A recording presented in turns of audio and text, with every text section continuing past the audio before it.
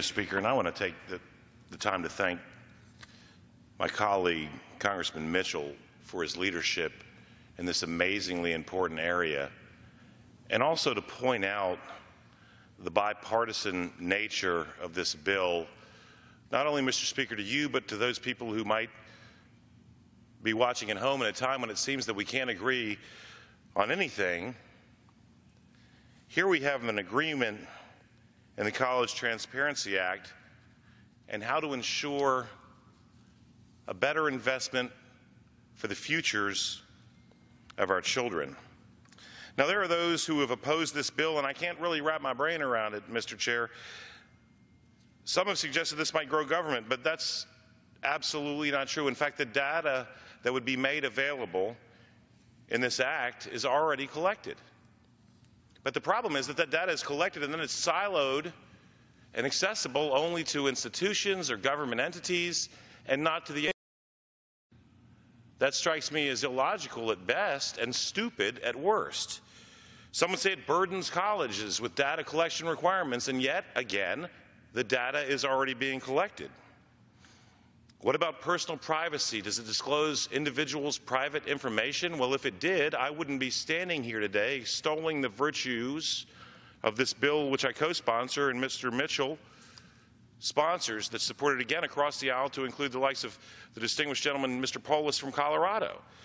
Instead of disclosing personal data of individuals, it discloses metadata of groups. So what we would learn, for example, is that individuals who majored in X at college Y had an employment rate of Z, that their earning potential was A, as opposed to another university where it might be B.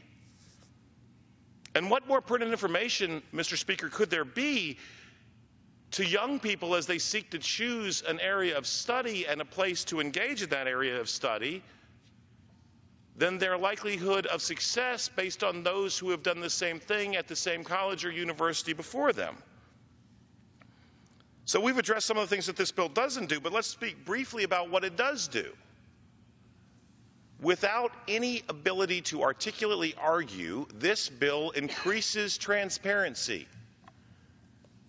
When you step aside from the realm of national security, I can think of no reason that the federal or state or local government should be in the business of collecting data that they don't share with the citizens who put them in office or the people who fund their endeavors. And indeed, this isn't national security unless you contemplate the fact that right now our children attend universities deprived of information that might help them make better choices.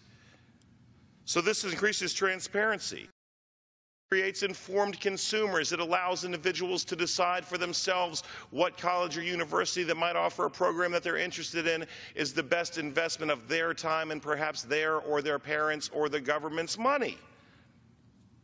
And it informs payers to that very end, whether that payer is the student, a family member, the state of which they're a resident. It gives us a return on investment, and the fact that this data has been collected these many years, and it took the leadership of Mr. Mitchell and good folks like Jared Polis working across the aisle to get us to this point, is lamentable, but we have the opportunity in the College Transparency Act to correct these wrongs. Not to re-burden our universities with more data collection requirements, but to take the data that's already being collected and give it to the end users, the students.